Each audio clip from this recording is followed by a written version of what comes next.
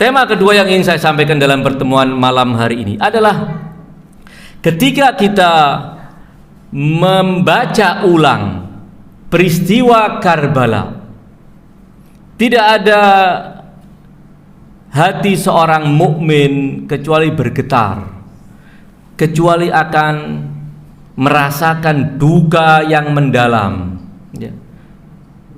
Ini adalah sudah ketetapan Allah untuk Al-Husain alaihi salam. Dalam riwayat dari baginda Rasulullah sallallahu alaihi wasallam, beliau bersabda bahwa Al-Husain ini qatilul abrah, seorang yang terbunuh. Qatil itu orang yang terbunuh, korban pembunuhan yang akan mengundang tangis. Ma dzakarahu mu'min illa wasta'bar. Tiada seorang mukmin mengingat Al-Husain kecuali akan meneteskan air mata. Beberapa cerita mungkin pernah saya sampaikan bagaimana Adam dalam perjalanannya ketika diturunkan ke bumi, begitu sampai di Karbala atau ketika disebutkan nama Al-Husain, setelah disebutkan nama baginda Rasulullah, nama Ali bin Abi Thalib, nama Zahra, nama Al-Hasan, ketika sampai yang kelima disebut nama Al-Husain, spontan Adam merasakan kesedihan yang mendalam dan meneteskan air mata. Dia bertanya, ya Allah, apa ini yang saya rasakan ini? Ketika engkau sebut nama 4 manusia suci ini, tidak bergetar hatiku seperti ketika disebutkan nama Al-Husain. Maka diceritakan oleh Allah bahwa ini adalah cucu Nabi yang akan dibantai di Karbala segala macam. Rasulullah Shallallahu Alaihi Wasallam setiap kali mengingat Al-Husain menangis. Tidak sekedar ketika Jibril datang dan beberapa malaikat yang Allah utus mengabarkan bahwa Al-Husain akan dibantai di Karbala kemudian beliau meneteskan air mata, tidak. Hatta sekedar melihat Al-Husain berjalan, seringkali Rasulullah kemudian tanpa disadari meneteskan air mata.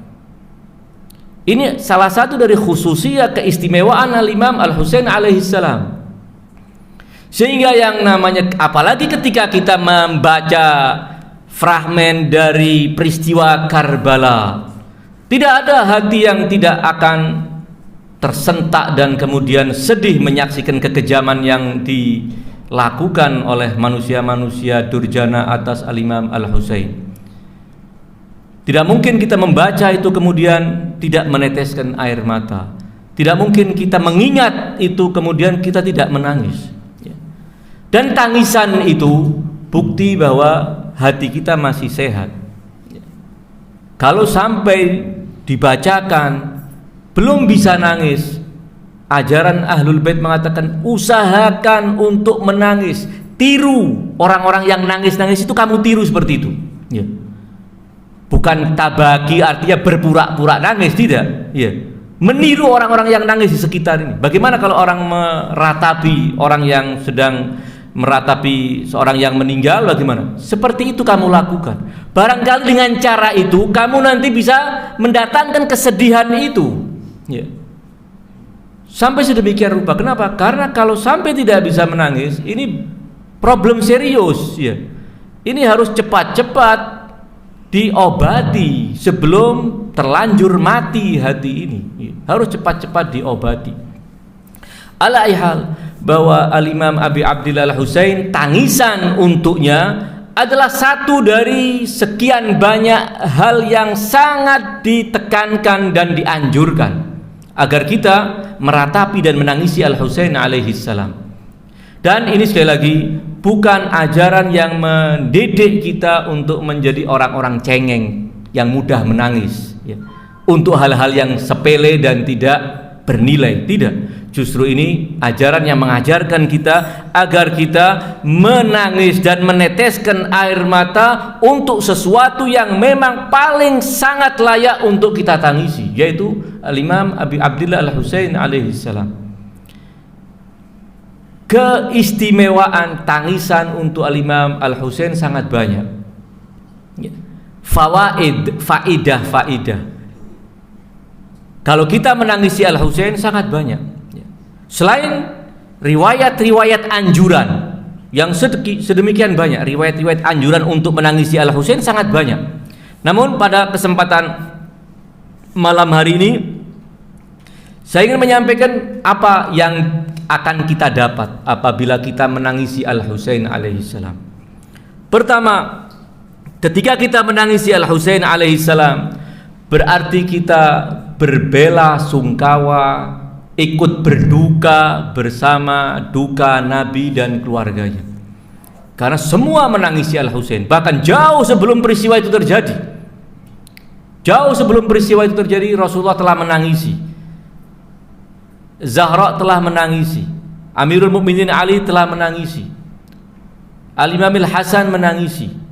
Setelah peristiwa itu terjadi, ditangisi oleh putra-putra Al-Husain, Al-Imam Sajjad, Al-Imam Muhammad Al-Baqir, dan para imam suci kita menangisi Al-Husain. Artinya itu mereka menampakkan kesedihan yang sangat luar biasa. Kita ketika menangis untuk Al-Husain, berarti kita sedang bersama mereka, menghibur mereka dengan tangisan kita, bahwa kita juga ikut bersedih bersama kalian, wahai manusia-manusia suci.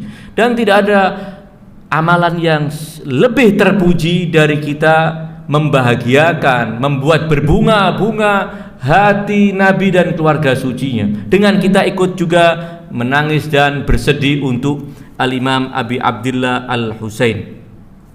Ada riwayat yang menjelaskan tentang ini. Riwayat dari seorang yang bernama Masma' ibn Abdul Malik Al-Basri, riwayat dari Imam As-Sadiq alaihissalam. Beliau berkata kepada sahabatnya yang bernama Masma' ibn Abdul Malik Al-Basri tersebut, berkata demikian, afama tazkuru ma suni'a bih, apakah engkau mengingat kekejian yang diperlakukan terhadap Al-Husain? Maka orang itu, sahabat Imam Ja'far, mengatakan, bala, tentu saya selalu mengingat apa yang dialami oleh Al-Husain. Lalu kata Imam Ja'far, afatajza', apakah kamu kemudian meronta-ronta, menangis? Ya. Jaza itu artinya menangis yang meledak-ledak, ya, karena kesedihan yang begitu mendalam. Afatajza', tidak sekedar meneteskan air mata, ada jaza', ada jaza'. Kata orang tersebut, qultu wallah, benar wahai imam, kalau saya sudah mengingat Al-Husain, saya sepertinya tidak bisa mengendalikan diri saya, pasti akan menangis yang luar biasa. Wa asta'biru lidzalik, cucuran air mata deras dari mataku tidak bisa lagi aku bendung, hatta yara ahli athara dzalika alai, sehingga orang-orang yang di rumah, istriku, anakku, pembantuku menyaksikan itu dariku, tidak bisa saya sembunyikan itu yang demikian.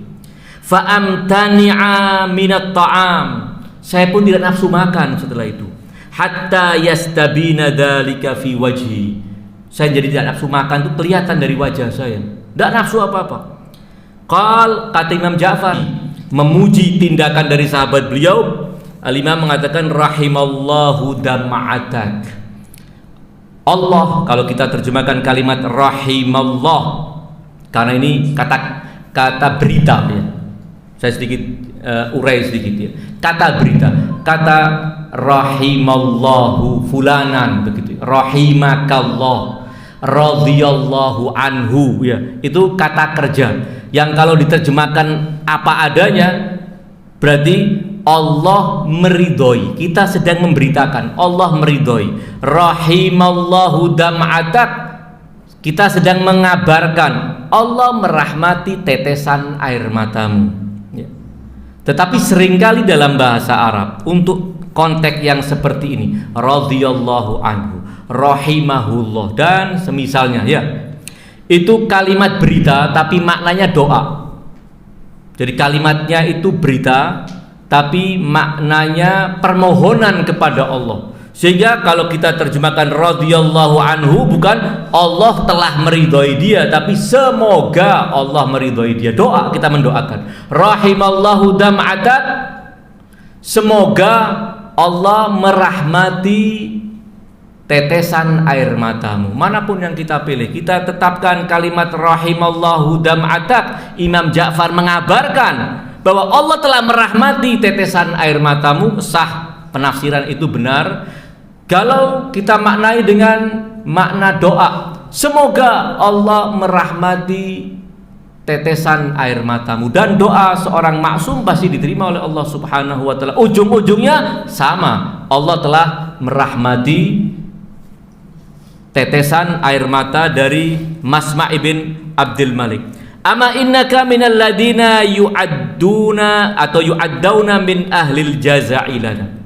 Kamu termasuk dengan perilakumu itu, dengan sikapmu sampai dan nafsu makan, tetesan air mata tidak bisa dibendung segala macam, ini kamu termasuk min ahlil jaza', ya. Dan termasuk orang yang alladzina yafrahuna li farahina, bergembira karena kegembiraan kami ahlul bait, wa yahzanuna li huznina, dan bersedih karena kesedihan kami ahlul bait. Ini salah satu keutamaan dari kita menangisi Al-Imam Abi Abdillah Al-Husain. Kita termasuk orang yang min ahlil jaza', kita termasuk orang yang bersedih karena kesedihan ahlul bait. Ini yang pertama. Riwayat lain, ada riwayat yang sangat luar biasa.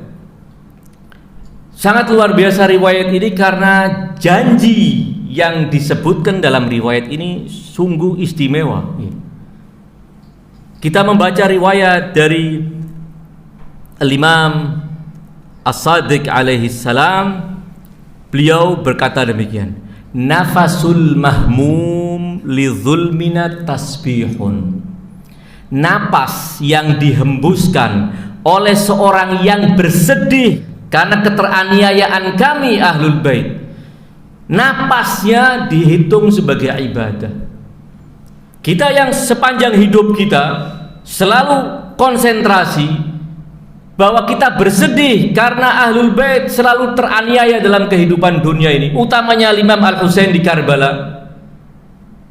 Berarti napas yang kita hembuskan entah berapa ratus ribu kali dalam sehari atau berapa ribu kali dalam sehari dihitung ibadah, dan ibadah yang diterima, ibadah yang tidak pakai modal, ibadah yang secara otomatis dicatat oleh Allah sebagai ibadah. Nafasul mahmum li zulmina tasbih wa hammuhu lana ibadah. Jadi dihitung sebagai tasbih. Sementara kita tahu pahalanya tasbih. Dalam riwayat-riwayat yang masyhur, subhanallah mil'al mizan. Kita mengucapkan subhanallah, tasbih itu akan memenuhi timbangan di akhirat nanti. Di alam mahkamah Allah di akhirat nanti itu akan memenuhi timbangan. Sekedar sekali tasbih. Lalu bagaimana napas kita dihitung sebagai tasbih? Wa hammuhu lana ibadah, dan kesedihan dia untuk kami, kesedihan karena mencintai ahlul bait, kemudian dia mendapatkan kesulitan dalam kehidupan karena dia mengikuti ahlul bait, kemudian dia mendapatkan kesulitan dalam kehidupan, menjadi bersedih karena itu, sedihnya dihitung ibadah. Ajib, sedih dihitung ibadah. Yang ketiga, wa kitmanu sirrina jihadun fi sabilillah, dan merahasiakan rahasia kami adalah bagian dari jihad di jalan Allah. Al-Imam As-Sadiq kemudian mengatakan, hadis yang saya ucapkan ini berhak untuk ditulis dengan tinta emas. Al-Imam As-Sadiq sendiri yang mengatakan bahwa hadis saya ini yajibu an yuktaba hadzal haditsu bidzahab. Hadis ini harus dicatat dengan tinta emas. Kenapa? Memuat janji yang sangat luar biasa. Alaihal, faedah yang kedua, kita bersedih dan menangisi Al-Husain alaihi salam itu adalah wujud nyata kecintaan kita kepada Al-Husain, wujud kecintaan kita kepada keluarga suci Rasulullah sallallahu alaihi wasallam yang telah Allah firmankan, qul la as'alukum alaihi ajran illal mawaddata fil qurba. Berarti kita sedang menjalankan perintah Allah karena kita membuktikan kecintaan kita dengan tangisan tersebut. Ketiga, ketika kita menangisi Al-Husain alaihi salam, itu sama artinya dengan kita menghidupkan ajaran ahlul bait. sama artinya dengan kita mengabadikan nilai-nilai perjuangan Al-Husain alaihi salam. Karena tangisan akan mengabadikan. Dengan kita terus menangisi apa yang terjadi dan dialami oleh Al-Husain, maka peristiwa Karbala akan selalu membara. Peristiwa Karbala akan selalu diingat. Dan ketika semua mengingat peristiwa Karbala, ketika peristiwa Karbala selalu hangat dan selalu segar diingat, itu artinya bahwa ajaran Ahlul Bait akan dikenal oleh masyarakat dunia. Bagaimana kita akhir-akhir ini menyaksikan, ketika di hari Asyura kita saksikan tayangan-tayangan di negara-negara kufar, di ibu kota Inggris, di London, di berbagai negara.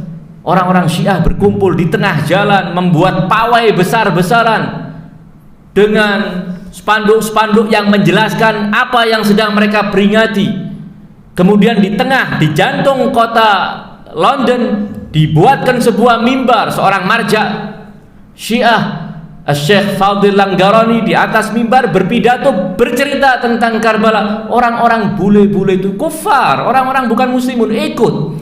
Bahkan sebagian mereka ikut pawai, ikut juga tepuk-tepuk seperti orang Syiah. Ada yang menonton sambil menangis. Ini syiar yang sangat luar biasa. Al-Husain telah menyiapkan mimbar untuk keabadian ajarannya. Melalui apa? Memperingati dan menangisi. Orang pasti akan bertanya, gerangan apa yang menyebabkan ribuan orang ini menangis? Ada apa? Pasti akan muncul pertanyaan.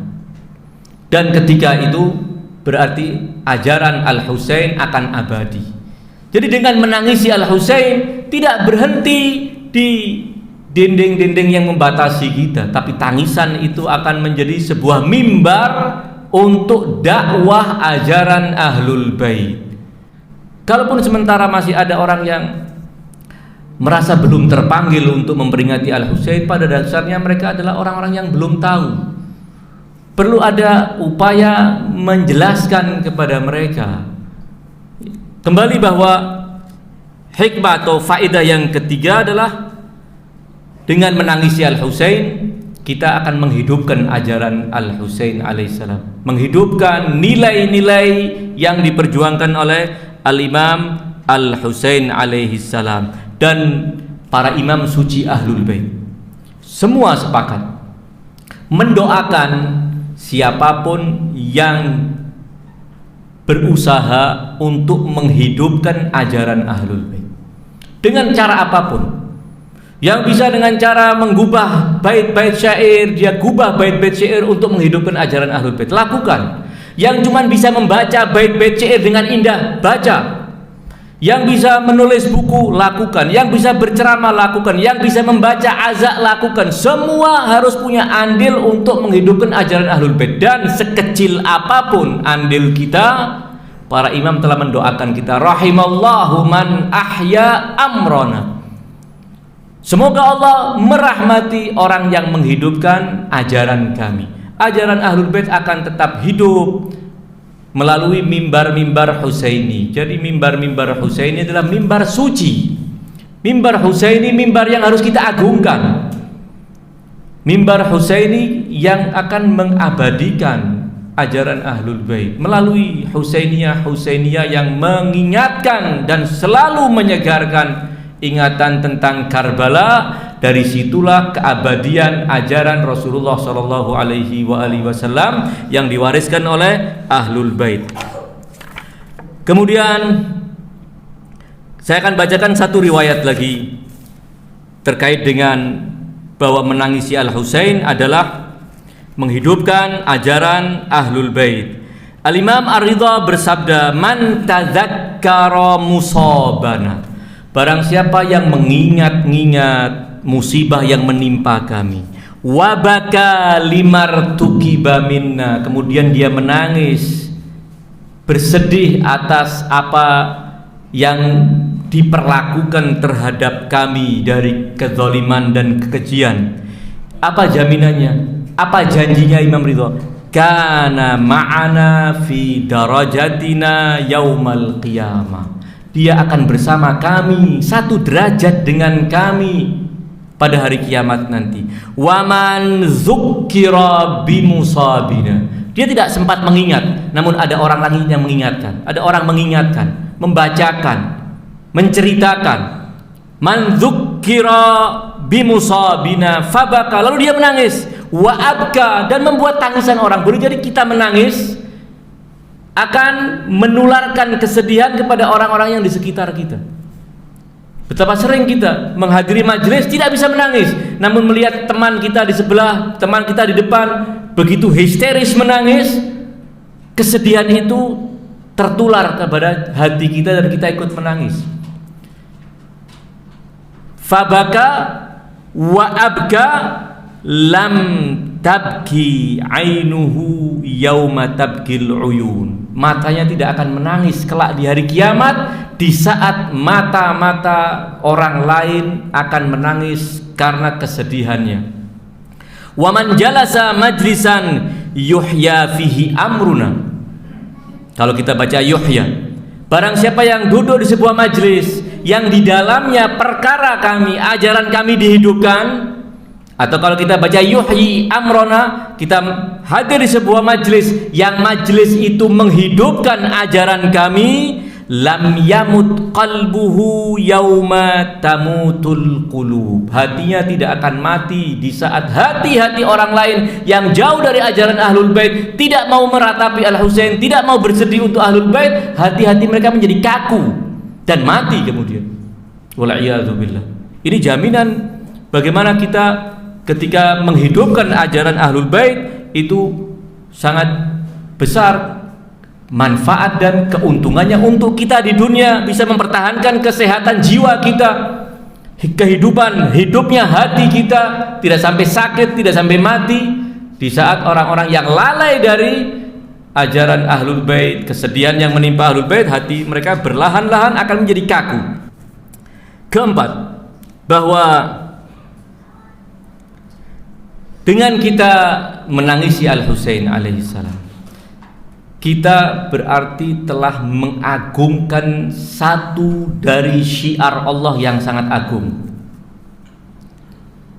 Syiar, sya'air itu jamak. Kata sya'air jamak dari kata syairah. Sesuatu yang akan mengingatkan kita kepada hal-hal yang bisa mendekatkan diri kepada Allah. Itu syairah. Ketika kita menangisi Al-Husain alaihissalam, berarti kita akan menghidupkan dan mengagungkan satu dari syiar-syiar Allah yang sangat luar biasa, yang apabila kita ingat, kita akan ingat kepada Allah subhanahu wa ta'ala. Itu fungsi syiar atau fungsi syairah ya. Fungsi dari syairah adalah ketika kita melihatnya, ketika kita mengingatnya, kita akan ingat kepada Allah subhanahu wa ta'ala.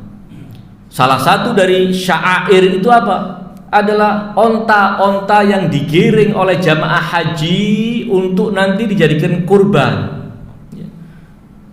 Onta-onta atau kambing-kambing itu ketika digiring, orang sekedar melihat onta yang digiring oleh jamaah haji ke manhar, ke tempat penyembelihan, menjadi ingat bahwa ini adalah bagian dari ritual yang mendekatkan diri kepada Allah. Onta-onta itu bisa mengingatkan kita kepada Allah subhanahu wa ta'ala, karena dia bukan onta sembarangan disohrok, tidak. Onta yang sudah diberi tanda-tanda ya.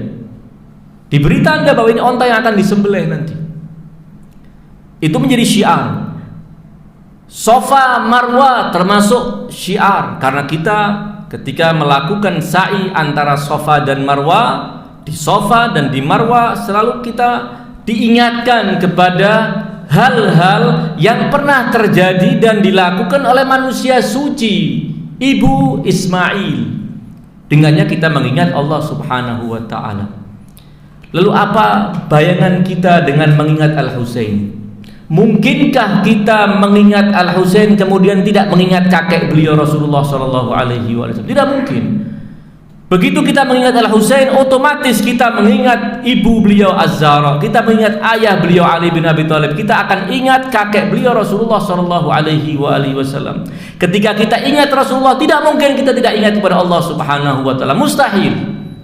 Jadi mengingat Al-Husain akan mengingatkan kita kepada Allah Subhanahu wa taala. Mengagungkan Al-Husain berarti kita mengagungkan Allah Subhanahu wa taala. Bukan berarti kita menuhankan Al-Husain, salah.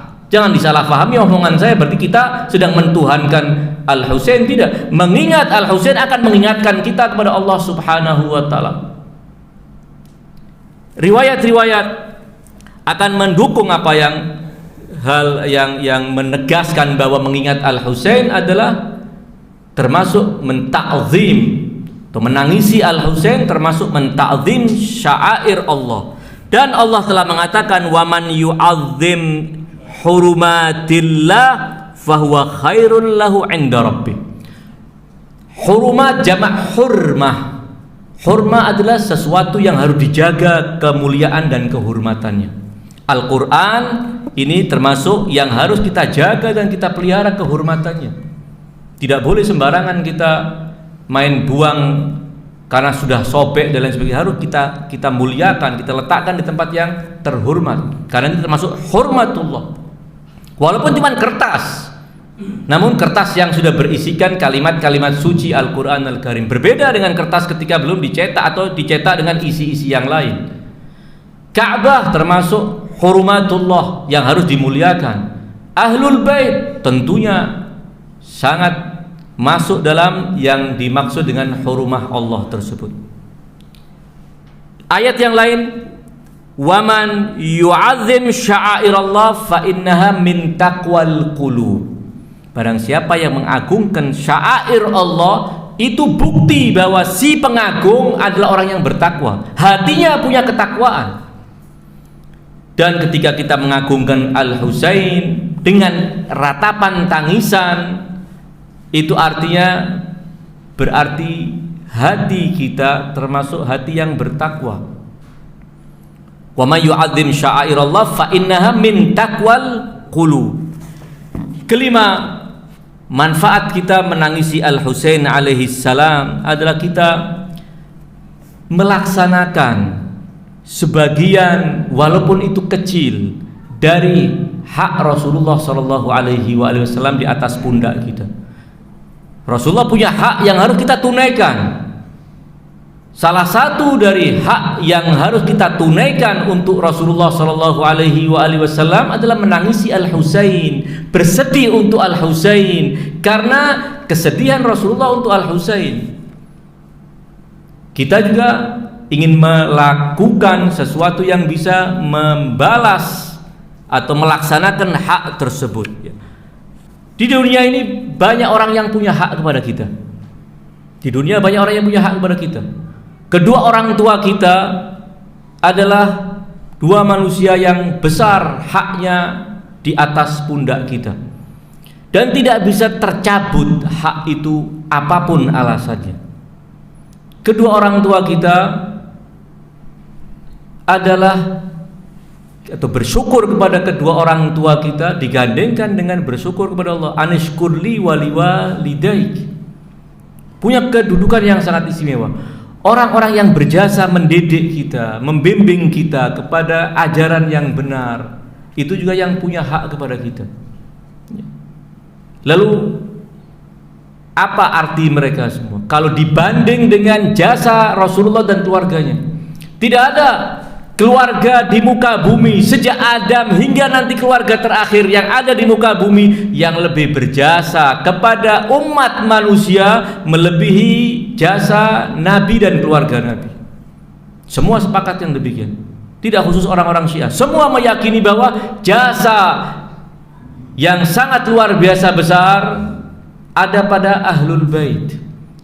Untuk keabadian agama kakek beliau Ahlul Bait, dalam perjuangan membela kaum lemah Ahlul Bait, dalam berkorban demi maslahat umat manusia Ahlul Bait yang terdepan. Jadi mereka punya jasa yang sangat luar biasa. Kita harus menunaikan jasa itu. Masa dengan sekedar menangis pun kita masih pelit, kikir. Mengadakan majelis yang kira-kira bisa mengundang tangis kita pun kita juga kikir melakukan itu, membuang atau menganggapnya itu sebagai membuang waktu. Tidak. Waktu kita luangkan, sedikit waktu kita untuk menangisi Al-Husain alaihissalam dibanding dengan jasa besar yang telah beliau berikan untuk kita semua. Alaihal, karena masih panjang juga, ada kira-kira sampai 15 faedah ya. Kita cukupkan pada malam hari ini 5 faedah dari faedah menangisi Al-Husain alaihi salam. Mudah-mudahan dengan itu kita juga bisa memahami bahwa nilai tangisan untuk Al-Husain alaihi salam sesuatu yang sangat besar buat kita ya. Tidak untuk Al-Husain, tangisan kita tidak akan menambah atau mengurangi apapun dari keagungan Al-Husain, sama sekali tidak. Namun itu justru untuk kita, kembalinya untuk kita, dan kita yang akan mendapatkan manfaatnya di dunia ini dan tentunya manfaatnya kelak di akhirat ya. Mudah-mudahan pertemuan kita pada malam hari ini diridhai oleh Allah Subhanahu wa taala, dan Allah menggolongkan kita termasuk orang-orang yang bersedih untuk Abu Abdillah bersama kesedihan Nabi dan keluarga sucinya, termasuk orang-orang yang meneteskan air mata kesedihan untuk Al-Husain, dan air mata itu kelak akan menjadi saksi kecintaan kita, menjadi saksi kerinduan kita kepada Al-Husain alaihi salam. Wal afu minkum, wassalamualaikum warahmatullahi wabarakatuh.